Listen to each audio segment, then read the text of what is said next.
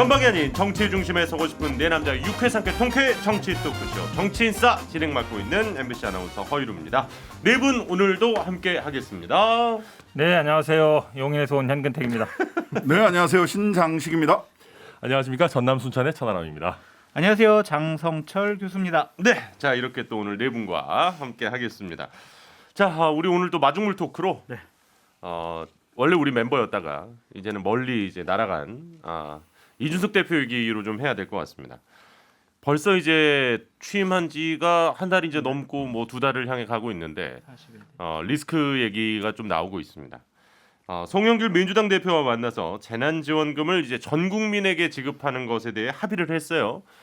근데 여기서 이제 늘 문제가 됐던 게 뭐 80%냐 아니면 이제 전체를 다 주냐 뭐 이 얘기가 계속 많았었는데 결국 번복하게 됐습니다. 왜냐하면 이제 당 내에서 협의체에서 협의를 해야 된다 이렇게 되면서 한 발 물러나는 모양새가 됐는데 또 당내에서 불만이 엄청나게 쏟아지면서 뭐 윤희숙 의원 같은 경우에는 정말 뭐 대놓고 심하더만 선을 넘던데. 그러니까 그때까지 뭔 제왕적인 예, 상당히 강하게 비판을 어쨌든 하고.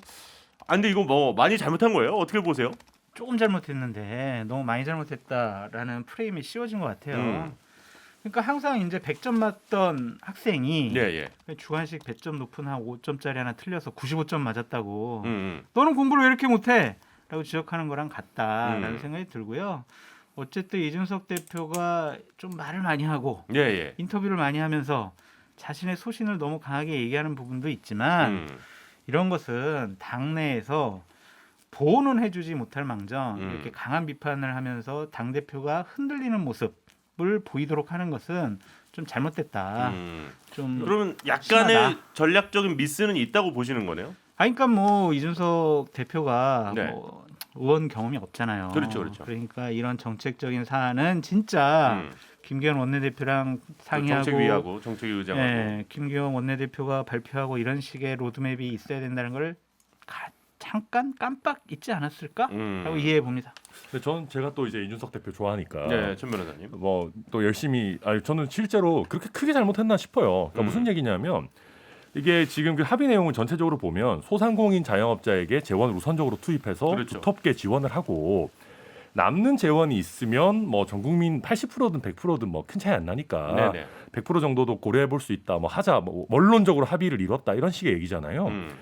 근데 사실은 이게 무슨 선별 복지에 관한 뭐 국민의힘의 철학을 저버렸다 그러는데 네네. 앞부분 소상공인 자영업자에게 두텁게 더 지급하는데 우선적으로 쓰자라는 게 사실은 선별 지급의 철학을 지킨 거잖아요. 네네. 이걸 가지고 무슨 제왕적 당대표의 철학을 저버렸다는 건 저는 말이 안 되는 것 같고 또 한 가지 보면 소상공인 자영업자한테 두텁게 지원하고 나면 남는 돈 얼마 없을 수도 있습니다. 네네.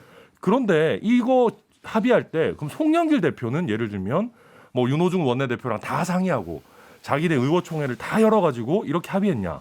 아니거든요. 네네네.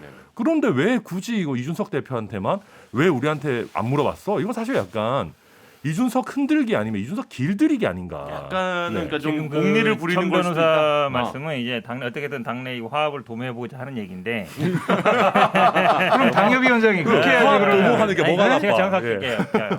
이준석 대표가 그 다음에 한 얘기가 있어요. 뭐라 그랬냐면 네. 나를 어리게 봐서 그런 것 같다. 그 이제 김종인 비대위원장이 맞아요. 전 국민 얘기하고 기본소득까지 강령에 기본소득 얘기했지. 넣을 때는 아무도 말을 제기 안 했다. 근데 왜 내가 얘기하니까 이렇게 반발하냐. 한마디로 얘기하면 어리다고 무시하는 거 아니냐. 말씀 잘하셨어요. 중요한 결정할 때 당대표랑 다 의논하는 거 아닙니다. 네. 그다음에 이걸 자꾸 원내 사안이니까 원내대표 사안이다. 그러면 원내 사안 아닌 게 뭐 있어요? 당대표 할 일 없어요. 그렇죠. 그냥 의전만 하고 행사만 가야 돼요. 뭐 따릉이만 중요한 타고 다니라는 결정이거든요. 겁니까? 그러니까 이거 뭐. 그러니까요. 사실은 나는 그 표현이 적절하다고 봐요. 왜 전 국민 말하면 안 되냐라고 얘기한 거거든요. 저는 그냥 이 얘기를 쭉 밀고 갔으면 좋겠어요. 아니 그런데 일단 궁금한 거 상황은 이렇게 벌어졌고 심지어 이제 국민의힘 내에서는 송영길 대표가 이관계를 썼다 뭐 이제 이런 얘기까지 지금 그게 무슨 나오고 있는 상황인데 예. 이건 넘어간 게 문제죠. 원희룡 제주지사가 이렇게까지 얘기를 했어요. 뭐 이런 식이면 함께하기 어렵다. 뭐 이렇게까지 강하게 지금 강경 발언들이 이게 나오고 있는데. 원희룡 지사도 선을 넘은 거고요. 특히 윤희숙 의원 같은 경우는 네. 그 이준석 대표가 그 정도 얘기를 한 걸 가지고 제왕적 대표다 이렇게 얘기를 하는 거다. 또는 문재인 정부 보고 독재다, 약탈이다 이렇게 얘기하는 거나 너무 인플레돼 있어요. 모든 게. 그렇게 얘기하는 건 좀 적절치 않다.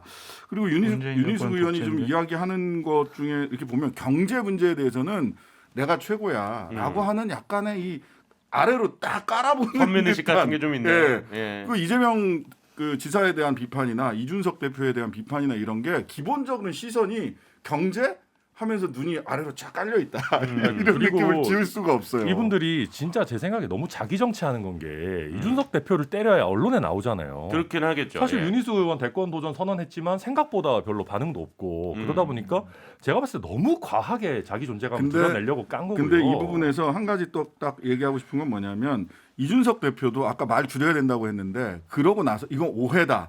무슨 뭐 스피커폰으로 하다 보니까 생긴 거다. 대변인에. 네네. 뭐 이렇게 얘기를 했어. 근데 다음 날 인터뷰에 나와서 대선 앞두고 재난지원금을 전국에 주지 말자 하는 게 전략적으로 옳은 선택인지 강하게 반문하고 싶다. 평론가는 이렇게 얘기해도 되지만 당 대표는 오해로 빚어진 일입니다라고 하고 그 다음 날 방송에 나서 이렇게 얘기하는 거는 장성철 소장 말씀을 잘 들으셔야.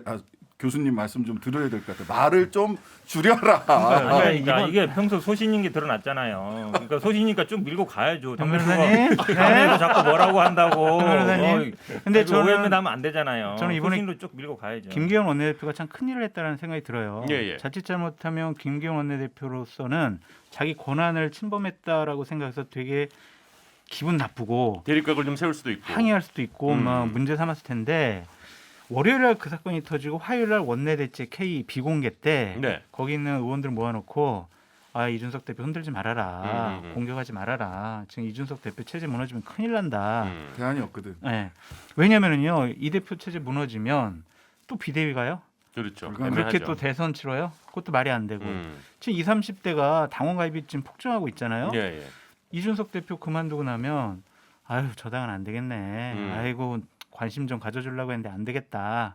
이렇게 해서 되게 대선 추리가 어려울 거예요. 그래서 김기현 원내대표가 중심을 참 잘 잡아줬다. 앞으로 두 분간 우리 장성철 소장이 굉장히 민감한 얘기 꺼냈어요. 왜요? 당내 보는데 비대위. 음. 비대위란 말이 지금 당대표 한 달밖에 안 됐는데 비대위란 말이 사실은 당내에 있는 거예요. 그러니까 잘못되면 아니, 없는데. 이선이 누구냐 또 이 얘기가 상당히 좀 많이 그럼 나오긴 음성은 좀 했어요. 얘기하지 말아야죠. 못 얘기했잖아요. 그렇지. 자자자자. 네. 알겠습니다.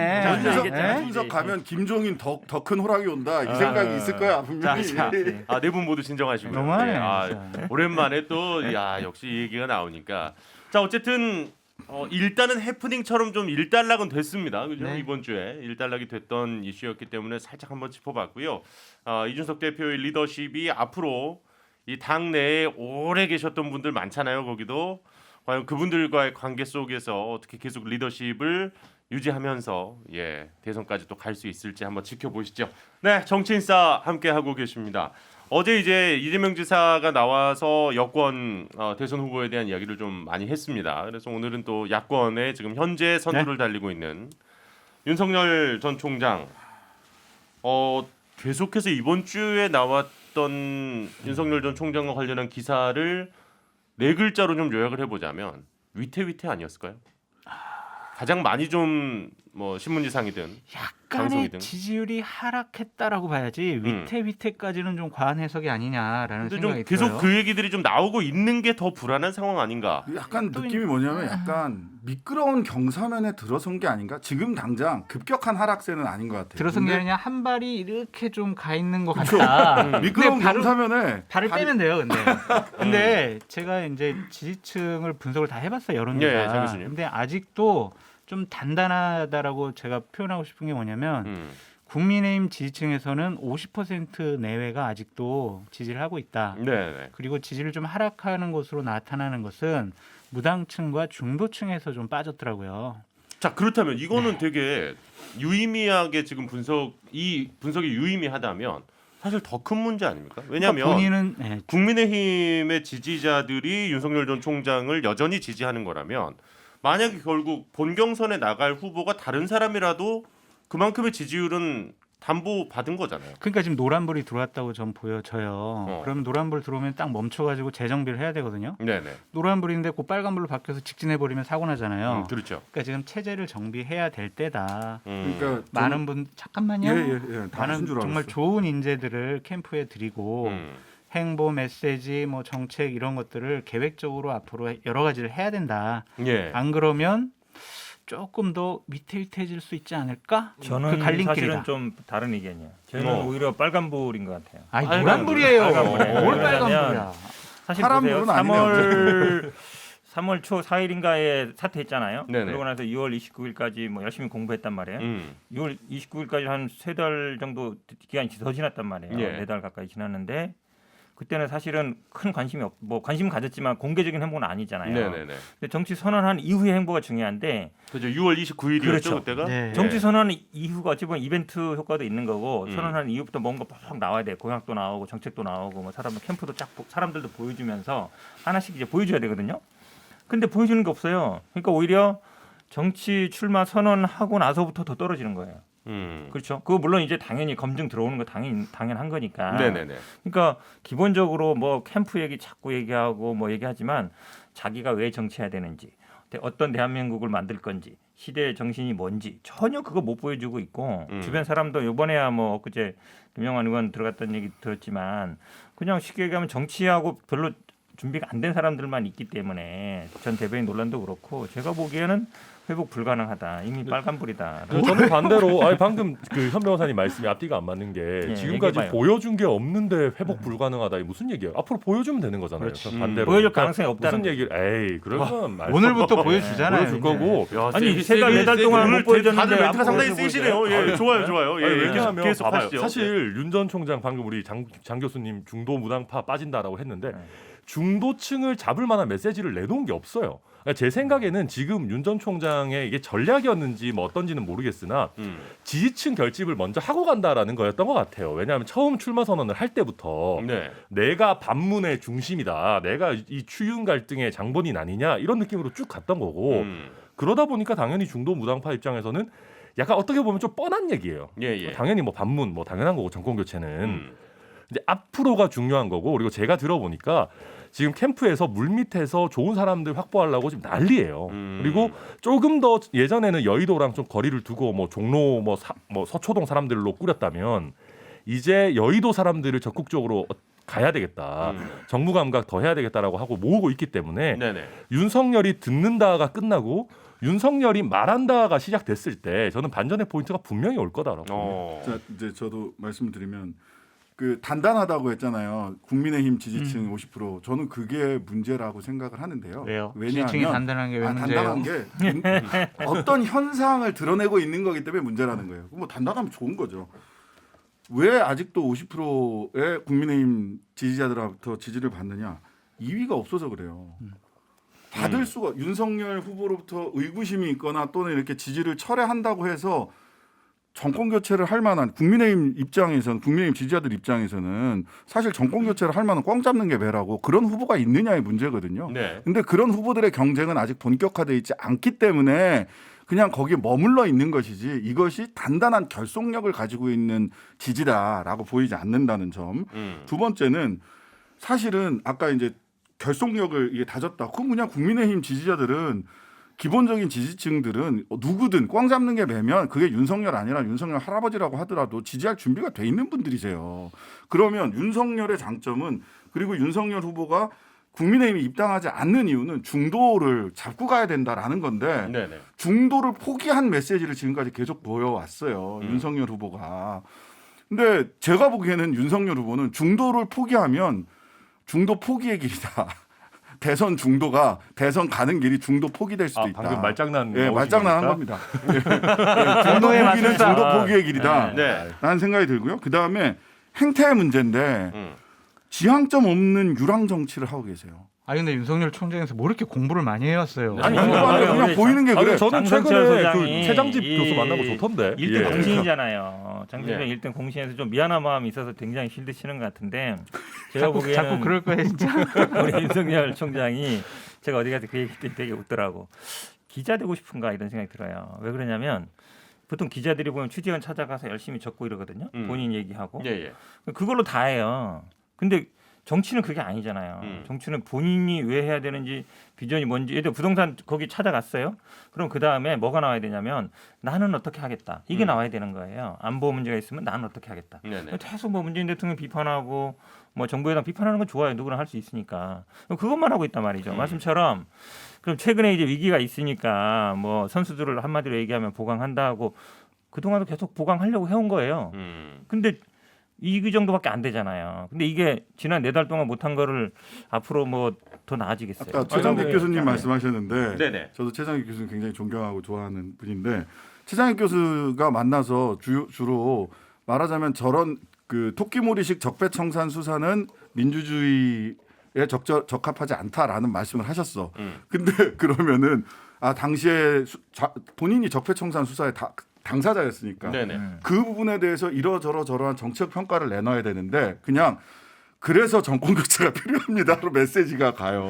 아니요. 그렇게 안 나왔어요. 아는 게 아니, 제가 결론은 그렇게 갔어요. 그- 결론은 근데 쭉쭉쭉 거쳐서. 최장직 교수님이랑 저 한 거 굉장히 좋게 봤던 것이 그리고 아까 네. 현 변호사님 말씀에 잠깐 반론을 하자면 네, 해보세요. 지금은 애초에 윤석열이 듣는다라는 그 기관으로 설정을 해놓은 거예요. 그러니까 사람들 만나서 얘기 듣고 또 거기서 그럼 자기 계속 메시지를 들으면 아니 되죠. 들으면서 자기 메시지가 조금씩 나오고 있고요. 네네네. 특히 최장집 교수님이랑 대담을 하면서는 사실 우리 어제 모셨던 이재명 지사로 상징되는 국가주의, 뭔가 확장적인 국가주의, 모든 걸 공공에서 하겠다 이런 거에 반대되는 개념으로 국민 개개인의 자유를 중시해야 되는 거 아니냐라는 얘기를 최장집 교수랑 같이 얘기 듣고 맞다, 이제는 국가를 위해서 국민이 있는 게 아니고 국민을 위해서 국가가 있는 거다. 좀 더 자유 개개인이 가진 자유를 증진시켜야 된다. 이런 식의 얘기들을 내보낸 거예요. 그게 한 마디씩만. 그게 출마 선언문에 나와 있는 충돌 지점의 핵심이에요. 자유주의적인 국가관을 얘기했다가 또 안보나 이쪽 얘기하면 굉장히 국가주의적인 공안적인 국가관을 얘기한단 말이에요. 아니, 안보는 당연히 국가가 하는 거죠. 그럼 아니, 뭐 우리가 그 당연히 안보의 영역에서는 충돌에 국가를 보면 중시할 소위 수밖에 없죠.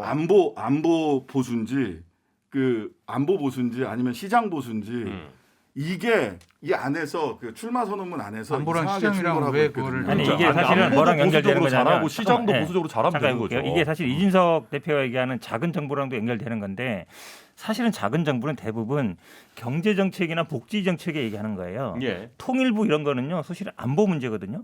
옛날 레이건 대통령도 작은 정부 지향했지만 안보나 국방력은 굉장히 강화했단 말이에요. 예. 그러니까 정부의 규모를 줄이고 부처를 폐지하는 게 곧 작은 정부는 아니에요. 근데 지금 얘기하는 거 보면, 자. 네. 자, 여기까지. 여기가 너무 많이 가긴 했네. 아니 제가 저는 한마디만 하면 안 돼요? 지금 우리가 거의 한 달 정도 계속 윤 전 총장과 관련한 이야기 어쨌든 주제로 하고 있잖아요. 이렇게 약간 우리 그 천 변호사님과 장 교수님이 적극적으로 급하게 반박하는 모습을 본 적이 별로 없어서 위기의식이 굉장히 많은 노란불이 거죠, 켜지긴 지금. 켜졌나 네, 보다라는 그렇죠. 생각을 아마 지금 시청자들이 하시지 않을까. 그러니까 제가 좀 다행스럽게 생각하는 건 캠프에서 조금 위기 의식을 느끼고 있는 것으로 느낄 제가- 필요가 있었다고 보셨잖아요. 그럼요. 그동안. 그런데 그게 드디어 느꼈다. 네, 그리고 체제를 좀 반전의 계기가 있을 수 개편하려고 있다. 하고 있고 음. 여러 가지 캠프 내 구성들을 제대로 좀 하려고 하는 모습들이 보이더라고요. 네네네. 그리고 어제도 이제 광주 가서 여러 가지 일정들을 한 것을 보면 앞으로 좀 체계적으로 잘 될 거고 자꾸 이제 윤석열 총장이 우리 천 변호사님 말씀 잘했지만 지금 듣는 기간이거든요. 본인 얘기는 조금 하고 있어요. 그런 걸 가지고 말, 단어, 문장 한마디 한마디 가지고 비판하는 건 좀 옳지 못하다. 근데 지금 본인의 정책을 뭐 본인의 생각을 이념을 이런 것들이 본격적으로 나타난 다음에 그때 토론이 필요한 거지. 지금 한 그런데 문장 가지고는 지금 할 필요 없다. 어쨌든 신문지상과 그 뉴스를 되게 장식하는 건 어쨌든 후보자의 말이잖아요. 말이죠. 네. 그런데 지금 말씀하신 것처럼 듣는 기간 동안에 나오고 있는 메시지들이 있습니다. 그것들을 좀 얘기를 해볼까 하는데 사드 관련 얘기가 일단 한번 있었고요. 근데 그게 이제 또 중국 대사가 반박을 하면서 국민의힘 측에서는 왜 남의 나라 대사가 대선과 관련해서 이렇게 코멘트를 하냐 부적절하다 뭐 이런 이제 주장이 있었고 그리고 이제 세금 걷어서 나눠줄 거면 애초에 안 걷는 게 낫다. 이건 좀 서로 조금 말이 대단히 지금 많았던 어쨌든 그러니까 아시겠지만 두 분 모두 방송을 하시니까 아시겠지만 앞뒤 맥락 다 잘랐다라고 말씀을 하셔도 결국 쿼테이션 마크로 어떻게 기사 제목이 될지는 다들 느끼시잖아요. 근데 이게 이제 제목이 됐어요. 이거 저는 되게 맞는 말이에요. 치는데 한번 들어보고 저는 이거 제가 맞는 말이라고 보고요. 맞는 말이다. 일단 저는 오케이. 아까 우리 네. 저희가 네. 되게 요즘 열심히 실드 친다 얘기하셨는데 우리 장 교수님 입장에서도 또 태세 전환할 시간이 필요하시지 않았겠습니까? 뭘 뜻을 전해? 제 말이 잘못한 거는 잘못한 거. 그렇죠. 잘못한 건 잘못한 거, 좋은 건 좋은 거, 뭐 그렇죠. 일단 얘기를 아니, 빨리 해주시면 신문사 되는데. 와요. 근데 이거를 얘기해 보면 네. 이거 소상공인 자영업자들이 맨날 하는 얘기예요. 음. 세금 걷어가 놓고 나중에 찔끔 돌려주고 하지 말고 차라리 지금 이렇게 힘든 시기에 부가가치세 이런 거 적극적으로 감면해달라라고 네. 하는 것들을 소상공인 자영업자들이 맨날 하는 얘기고요. 그러니까 복덕방에서 그리고- 하셔야 될 얘기를 대통령 나오고 그렇죠. 하니까 자, 아니 근데 근데 이게 술 한잔 하면서 하는 얘기를 대통령 어휴, 아니야. 하면 어떡해? 그러면 여당이 이거 자기 얼굴에 침 뱉는 거야. 왜냐하면 이거 문재인 정부에서 했던 거예요. 문재인 정부에서 코로나19 때문에 세금 감면하겠습니다라고 해가지고 2020년 부가가치세를 4,800만 원까지 면제해줬고요. 네네. 8,800만 원 이하 구간은 경감해줬고요. 우리 그때 다 알고 계시겠지만 착한 임대인 그래가지고 네네네네. 임대료 인하해주면 또 그거 그만큼 세액공제 해줬습니다. 그 다음에 기업 접대비 비용 한도도 늘려주고 이런 식으로 해서 세금 깎아주겠다. 코로나라서 힘드니까 당연한 거예요. 왜냐하면 우리가 세금을 걷는데도 비용이 들어가고 또 걷어서 나눠주는데도 우리 몇 프로한테 얼마 나눠줄까 가지고 사회적인 혼란 얼마나 많습니까? 예. 이럴 바에는 차라리 깔끔하게 힘든 소상공인 자영업자들에게 애초에 세금을 감면해주자. 굉장히 상식적이고 합리적인 얘기고 문재인 정부도 실제로 했던 건데 이걸 갖고 무슨 김두관 의원이 초딩이냐 뭐 이런 얘기 하는 거는 자기 부정이다. 그렇게 우리 천 변호사님이 굉장히 저는 똑똑한 줄 알았는데 사실은 우리 오늘 발언들이 왜 이래? 다들 우리 아니, 문재인 정부 홍보를 요새 깨알같이 해줘서 다른 뭐- 프로그램에서 너무 많이 지금 아니, 방송하시는 거 아니에요? 왜 아유, 딴 데서 하시는 걸 여기서 인격 하시는 거예요? 모독적인 야, 얘기를 하면 안 죄송해요. 돼. 이거는 그거는 유감을 지워주시고. 네. 표명해 주세요. 알겠습니다. 죄송합니다. 그거는 이제 사과드릴게요. 근데 역시 이제 그래도 우리 사과가 문재인 빠른 정부 정책을 깨알같이 홍보해 주셨어요. 음. 서민들한테 잘해줬다라는 거를. 사실은 세금 걷는 거는요. 다 그렇습니다. 우리 사실은 소득세나 법인세는 상위 1% 정도가 50% 이상을 가지고 부담하고 있어요. 네. 그 세금을 누구한테 걷느냐가 더 중요한 문제예요. 음. 기본적으로 여기에서 세금을 걷는다는 얘기는 주로 부자라든지 대기업이라든지 여기를 포커스를 하는 거예요. 서민들한테 세금 감세해 주는 문제가 아닌 거고 예. 기본적으로 지금까지 문제는 세금을 거둘 거냐 말 거냐가 아니고 세금을 누구한테 거둘 거냐 그 세금을 걷어가지고 어떻게 쓸 거냐 이게 논쟁이었지 세금을 걷지 말자 이건 아니었거든요. 네. 근데 마치 이제 지금 말씀처럼 뭐 개인들이 그냥 술 마시다 야 이럴 거면 그냥 세금 뭐하러 걷냐 이런 얘기는 할 수는 있어요. 근데 대통령이 되겠다는 사람이잖아요. 그런 분이 이런 얘기하면 안 되죠. 이건 기본적으로 국가의 기능을 무시하는 얘기고 사실 세금의 가장 중요한 기능이 우리 알잖아요. 소득 재분배 기능이거든요. 좀 한마디로 얘기하면 있는 사람한테 걷어가지고 없는 사람들을 위해서 쓰는 거예요. 그게 네. 기본적으로 국가의 기능인데 그걸 부정해버리면 대통령 안 한다는 얘기 아니에요? 국가의 기능 부정한 적 없다니까요. 그러니까 여기 정확하게 얘기를 보면 추경을 어떻게 나눠줄지보다 더 중요한 문제가 있다. 네. 뭐냐 하면 자영업자들이 정말 죽고 사느냐는 위기인데 손실 보전에 더 중심을 맞춰야 되는 거 아니냐라고 하면서 필요하다면 영세 자영업자의 세금 감면도 적극 고려해야 된다. 이거 하고 있는 거잖아. 그거 하고 있잖아요. 지금. 아까 그러니까 문재인 정부가 하고 더 있잖아요. 적극적으로 그렇게. 하자는 거죠. 그리고 2020년에 이런 혜택들이 대부분 제가 끝났어요. 보기에는요. 아이, 자 그거야. 보세요. 자, 신 지금 변호사님. 말이 안 되는 예, 예. 감면 그 영세 자영업자들은 부가세는 뭐 내야 되겠지만 또는 부가세도 일부 감면하고 있지만 아시다시피 영세 자영업자나 영세 그 소득 노동자들 같은 경우는 면세점 이하에 있는 분들이 굉장히 많아요. 아, 그렇다고 해서 그러니까 준조세 부담이나 이런 것들이 없는 게 아니 아니에요. 그 준조세 얘기를 400원 하는 게 이라든지 아니라 여러 가지. 당연하죠. 네. 그 부분에 대해서 이런저런 지원을 하고 있어요. 그러면 지금 바이든 정부도 그렇고 확장 재정 정책을 위해서 세금을 더 걷자, 특히 부자들한테 더 걷자라는 게 방향이잖아요. 그러면 이야기를 그런 천 변호사님 말씀대로 할 거면 정확하게 워딩을 하셨어야죠. 그것도 본인의 능력이에요. 어느 면세점을 조금 더 높이자라든지 그래서 면세 받을 수 있는 범위를 넓히자든지 이렇게 얘기해야지 천 변호사님 말씀하고 맞아떨어지는 얘기예요. 그런 거라면 저는 환영해요. 근데 세금 걷어서 나눠줄 거면 안 걷는 게 좋다라는 일반적 워딩은 기본적으로 누진적으로 세금을 걷어서 돈 많은 사람들한테 세금 걷어서 재분배하자라고 하는 기본적인 조세 원칙을 처음부터 그냥 그 뭐하러 해? 그 복덕방에서 술자리에서 그냥 하는 얘기 수준으로 조세에 대해서 이렇게 알고 있는 거 아닌가 이런 철학과 자, 장충철 변호사님 한마디 안 아닌가로 하셨어요. 한마디 보여요. 하셔야 돼. 일단 신 변호사님 네. 얘기는 그러니까 정치인의 그렇군요. 표현으로서는 어쨌든 적절치 적절하지 않았어요. 않았다. 예. 예. 장 교수님. 장 교수님. 저는 윤석열 총장님의 장모께서 하신 말씀과 이 세금 문제는 제 양심상 도저히 실드를 칠 수가 없다.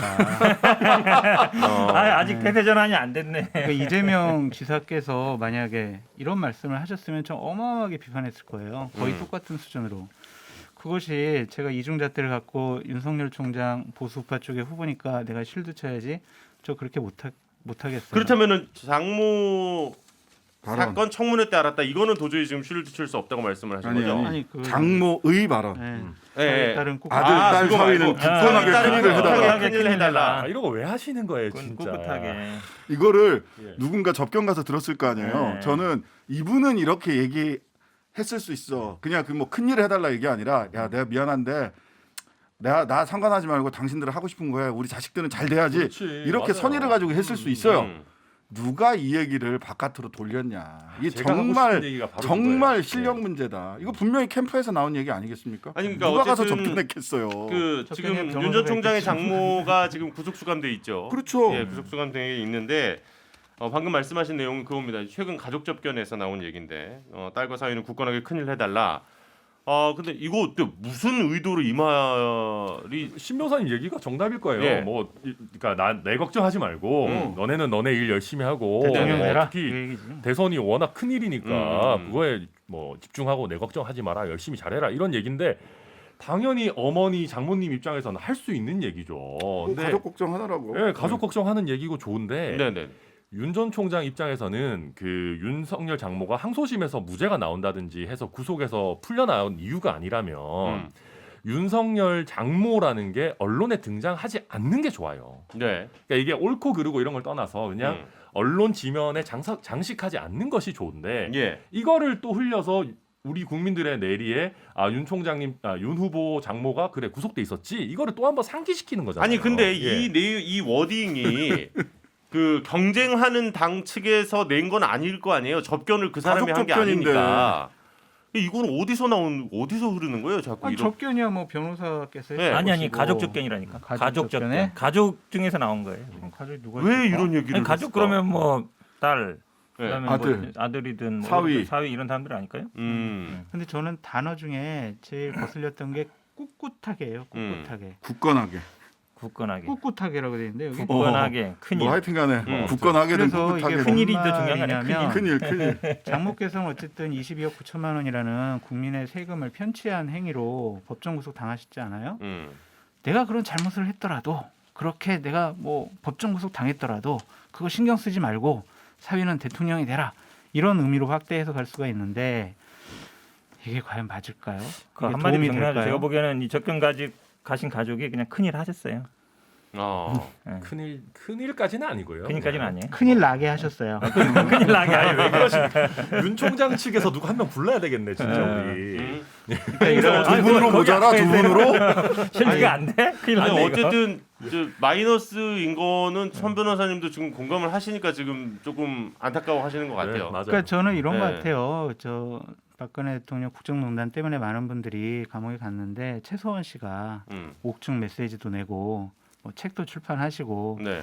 그게 과연 보수파 쪽에 박근혜 대통령한테 도움이 됐을까요? 그런 차원으로 우리가 이 부분은 봐야 한다. 이런 말 하셨더라도 전달한 것 자체가 좀 잘못됐다라고 네. 말씀드립니다. 도움이 안 됩니다. 그러니까 이 전달은 거의 그 10원 한 장을 정진석 의원이 잘못 전달했다라는 것과 또 그 이번에는 가족이 갑자기 가족 접견에서 나왔던 얘기를 큰일을 해달라 이렇게 얘기를 하면 큰일 여기서 연상되는 게 있잖아요 우리 국민들이 누가 봐도 연상되는 게 그렇죠, 있기 대통령. 때문에 이게 무슨 뭐 양심수로 감옥 가가지고 나는 여기에 있지만 당신들은 굳건하게 큰일을 해주세요라고 얘기하는 거하고 완전히 다른 거거든요. 아니 근데 뭐 어쨌든 전문가. 하루하루 말처럼 저희가 아, 지금 말하는 이제 거니까. 하루는 여당 쪽, 네. 하루는 야당 쪽 이제 주로 이렇게 좀 하고 있으니까 아마 어제 못 보시고 오늘 보신 분들은 뭐 이렇게 자꾸 윤석열 얘기만 해라고 생각하실 수 있는데 어제자 방송 보시면 또 이제 이재명 지사가 직접 출연하셔서 두 분이 아주 그냥 저희가 또 훈훈하지 않았어요? 고생이 많으시네 아주. 그리고 이제 저는 이거 사건 자체도 어쨌든 이 한명숙 전 총리의 모해 위증 의혹 사건 이거는 정말 저희가 두 분 계시기 전에 이곳에서 치열하게 공방을 여러 차례 치렀던 아이템이기도 합니다. 게다가 또 신장식 최고 변호사께서 최고 워낙 전문가시니까. 이것에 네. 대해서 잘 알고 계신데 일단은 결론을 놓고 보면 검찰 측에서 부적절한 수사 관행이 있었고 그리고 어쨌든 그 증언을 하는 분들에게 불법적인 편의를 제공했다라는 게 지금 밝혀진 상황인 거잖아요, 신 변호사님. 네, 그렇죠. 뭐 사실관계는 그렇게 드러났고, 근데 어차피 이제 징계 시효하고 뭐 징계 별도의 징계를 시도했었다 뭐 이런 뭐 얘기들도 있는데 뭐 그 네. 부분은 뭐 어떻게 되는지 그랬다면 전 적절하지 않다라는 생각이 들고요. 어쨌든 일단은 징계 그러면 시효- 요거를 신 변호사님 워낙 예. 잘 아시니까 그 예. 합동 감찰 결과에 대해서 좀 간결하게 좀 합동감찰 설명을 좀 결과는 해주시죠. 크게 보면 세 가지인데요. 하나는 그 불법적인 수사 부적절한 수사 관행을 개선하겠다라고 네. 하면서 부적절한 수사 관행 개선의 사례로 들었던 것이 검사들이 죄인들 또는 피의자들 자주 불러 제끼지 마라.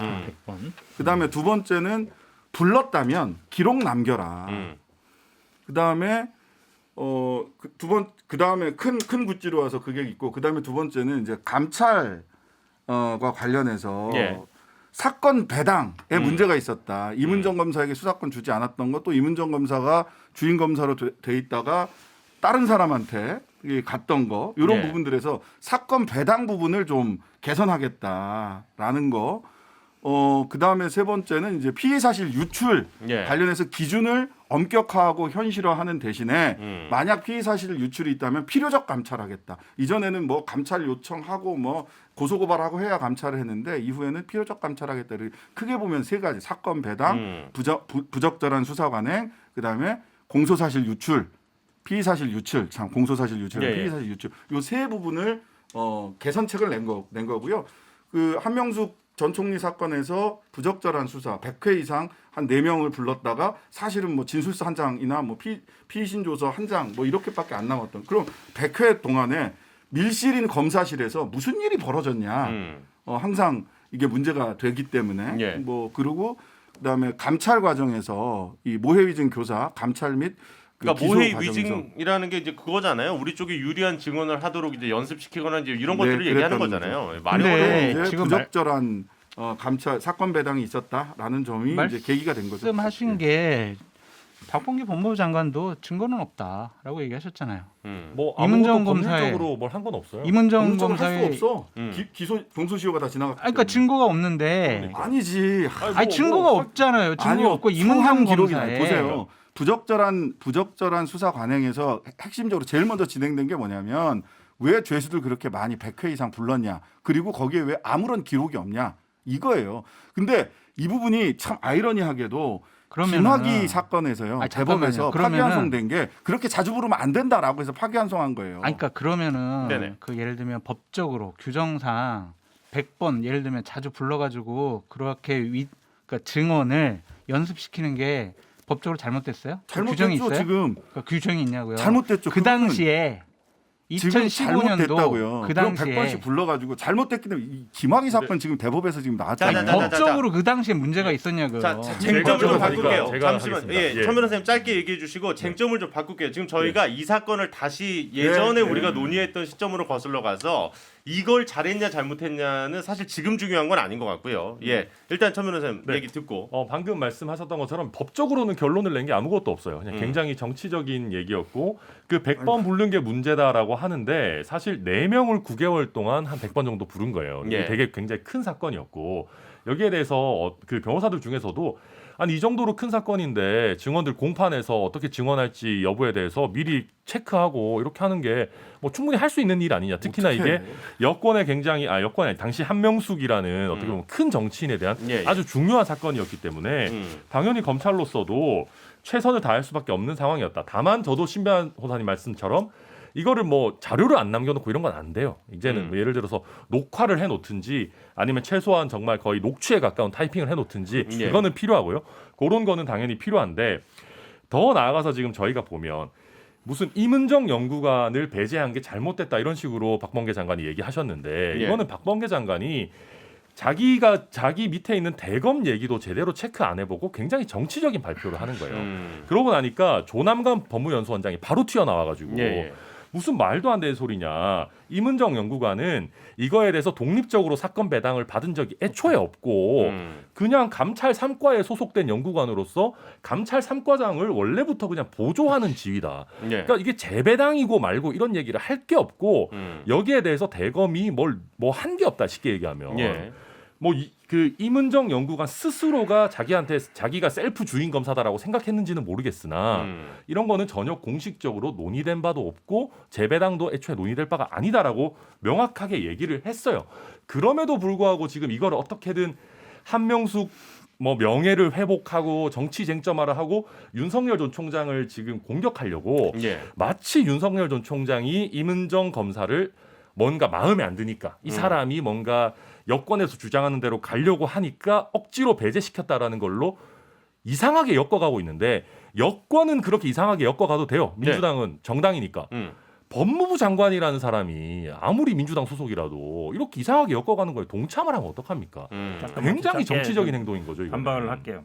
이게 좀 모르는 분들 들으면 뭐 여러 번 부를 수 있다고 보는 건데요. 이분들이 이 사건과 관련된 분들이 아니에요. 아시겠지만 이 한만호 씨가 어쨌든 수사기관에서는 인정했단 말이에요. 근데 예. 1심에서 안 했다 했거든요. 그 1심에서 한 걸 뒤집기 위해서 감방 동료들을 부르는 거예요. 그러니까 이 안 했다는 사람들은- 건 돈을 줬다와 돈을 주지 그렇죠. 않았다를 지금 근데 이 말씀하시는 사람들이 겁니다. 예를 들어서 실제로 돈을 준 사람이나가 이러면 수사 대상이 될 수 있는데 한마디로 하면 원래 수사 대상이 아니던 사람들이에요. 네. 이 사람들을 계속 불러서 왜 불렀겠느냐? 회유와 협박과 그러니까 약간 해주면 뭔가 편의를 제공하고 먹을 걸 준다든지 뭐 통화를 하게 한다든지 그렇게 하면서 회유한 거거든요. 결국 그 뒤집기 시도한 거예요. 그러니까 중요한 증인들도 아니었고 현 그리고 더 변호사님 중요한 잠깐 거는 현 변호사님 이게 쉽게 얘기하면 조금만 더 얘기할게요. 원래 이제 기소한 후에는 기본적으로 수사를 하면 안 돼요. 거기서 끝내야 되는 거예요. 그럼 그 증언만 다퉈야 되는데 증언 만약에 1심에서 한 거를 뒤집기 위해서 계속 수사를 한 거란 말이에요. 근데 결국은 그 옆에 있던 사람들을 그러니까 그 자체가 문제인 거죠. 그걸 문제 없다 그러니까 그러면 앞으로 그거를 그냥 막을 교수님, 방법 없어요. 예. 모해 위증이라든지 모해 위증 교사라든지 이런 것들을 파악을 하려고 2번이나 감찰하고 이번에 또 다시 감찰했잖아요. 그때 무슨 고검장 회의 열고 대검 네. 회의 열고 난리였어요. 예. 증거가 없잖아요. 무혐의 자기네들이 내렸잖아요. 근데 제가- 자꾸 뭐 문제 있다는 식으로 얘기하면 마지막으로 어떡합니까? 한마디 하겠습니다. 이거 뭐 증인들 얘기 나오지만 윤 전 총장도 그렇게 억울하면 재심해라라고 얘기하지만 네. 할 수 이게- 있는 상황을 안 만들어 놓고서 아유, 재심하라고 그리고 하는 게 참 뻔뻔한 논리죠. 아니 할 수 있는 상황을 만들어줘야 되는 거 아니잖아요. 이게 그리고 마치 이 증인들 때문에 유죄가 나온 것처럼 한명숙 전 그렇지. 총리의 명예를 회복하려고 하는데요. 증인은 그냥 고작 증인이었고요. 보면 수표 받은 거, 뭐 수표에 발 달렸냐 우리 얘기하지 않습니까? 또 뇌물 장부도 있고 그랬어요. 그렇기 때문에 우리가 9억을 받았느냐 3억을 받았느냐에 대해서는 대법관들끼리 의견이 좀 갈렸지만 3억 받은 거에 대해서는 대법원 전원합의체에서 전원일치로 유죄를 판결한 걸 가지고 이제 와서 이거를 법적으로 재심을 못하니까 어떻게든 정치적 쟁점화 해가지고 그런 게 아니고요. 한명숙 절차적인 문제가 있다고 얘기하는 게 구명하겠다, 판결을 이거 부정하는 게 아닙니까? 아니에요. 판결 자. 부정한 게 아니라 절차적으로 이렇게 하면 안 된다. 자자자자. 절차적인 아니, 정당성을 좀 위반하지 벌써- 않았다라고 조남관 대검 전 차장이 얘기를 여기까지 그건 그 듣겠습니다. 사람이 무혐의 결정 한 사람이니까 그렇지. 자자자자. 직무대행 아니요, 시절에. 잠깐만요.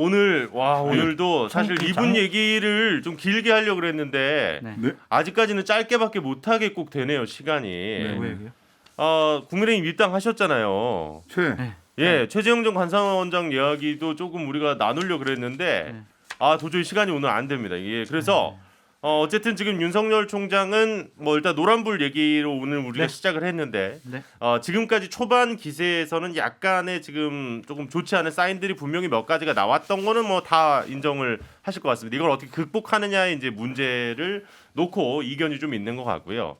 어쨌든 이 상황에서 최재형 전 감사원장이 국민의힘에 입당을 했습니다. 그러면서 아까 저는 신 변호사님 얘기하셨던 것 중에 지지할 2위 후보가 없었기 때문에 유지하고 되고 있었다. 있다. 예. 윤석열 총장의 유지하고 지지가. 있죠. 예. 그런데 지금 어쨌든 최재형 전 감사원장이 국민의힘에 입당을 하면서 경쟁할 만한 사람이 지금 어쨌든 전면에 나왔단 말이죠. 저는 최재형 감사원장 같은 경우는 현재까지 본인으로서는 감사원장을 그만두고 입당하는 게 굉장히 큰 리스크 테이큰이었을 거예요. 네. 위기를 감수하는. 하지만 국민들 입장에서 정치인 최재형은 지금 로우 리스크 로우 리턴이에요.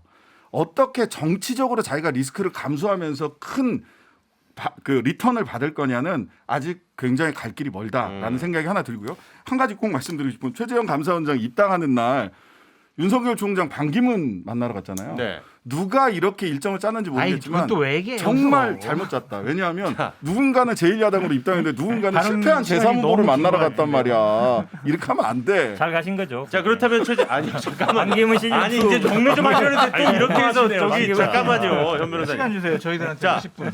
자, 제가 볼 때는 최재형 전 관사원장과 관련한 이야기 우리 다음 주에 반드시 미리 한 세션을 좀 잡아놓고 하고 그래요. 네. 가는 걸로 저희가 정리를 하겠습니다. 자 일단 그것만 여쭤볼게요. 경쟁력을 갖춘 2위 후보 권으로 올라올 것이다. Yes or no? 아직은 좀 그렇게 기대하기는 힘들다. 세모. 네. 네.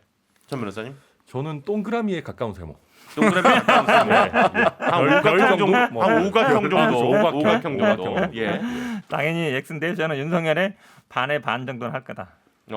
반에 반이면 많이 하는 거 아니야? 그래도 두 분은 상당히 부정적이시고 아직까지는 조금 평가를 유보하시는 듯한 그런 모양새로. 일단 저도 이번 상당히 주- 부정적인 건 아니, 아닙니다. 네. 유보. 첫 번째, 두 번째 스텝은 괜찮았어요. 네. 앞으로 세 번째, 네 번째 스텝을 어떻게 취할지 그걸 보고 판단해야 될 것 같다. 네. 라고 말씀드립니다. 좋습니다. 오늘도 이렇게 네 분과 함께 치열하게 네 분이 갈수록 이제 뭐 선거가 가까워져. 확실히 정치의 계절이 오고 있긴 한가 봅니다. 예.